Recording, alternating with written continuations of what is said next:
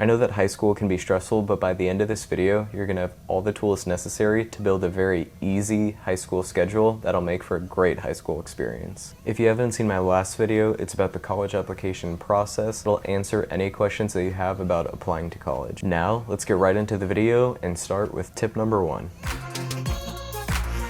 I cannot stress this enough, but you should definitely consider taking dual enrollment courses. Dual enrollment is a program that allows you to take college classes while you're taking high school classes. They are so easy and they're completely free other than a couple of small registration fees and Wi-Fi fees. It is so important that you do it because it'll get you ahead of the game for college and beyond. I did this for 3 of the 4 years at my high school, and I was able to graduate with my AA degree and get so far ahead of my other classmates.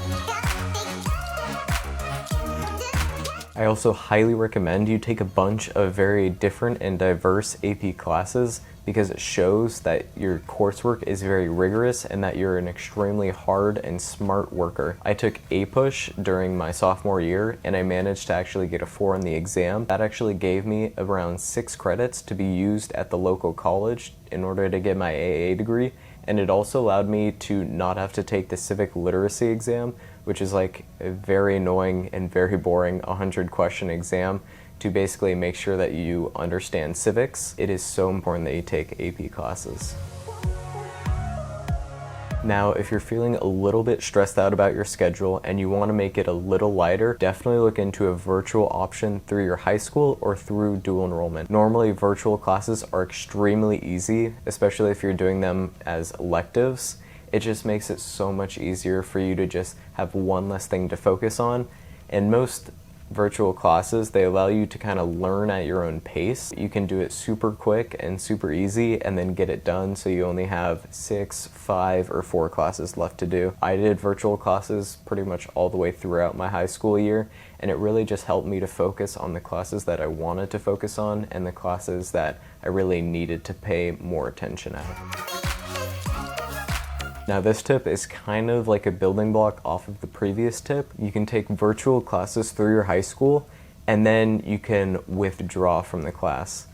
Basically, the way that this works is once you withdraw from the class, then you don't have to take a class in that same spot. You can do this, but it's a little bit risky. Yes, you may be taking fewer classes than the required 7, 4, or 5 if you're doing like a block schedule type of format, but it's not really good if you're trying to apply to college because they see that you're kind of lazy and that you don't want to take a bunch of different classes. You don't want to make yourself not seem like a hard worker if you're not taking as many classes, but if you're taking a bunch of AP classes and you really just need a study period or just some more time in the morning or more time after school, then definitely do it. I would say not to do more than either 1 or 2 a semester or a year, just because it will appear that you are being lazy with your coursework, especially if you want to apply to some very high-level colleges.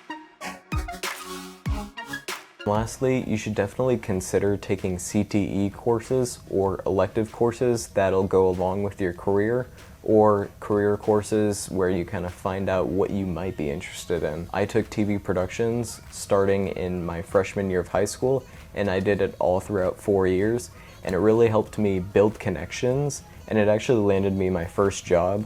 I do broadcasting at this company called USSSA Space Coast Complex.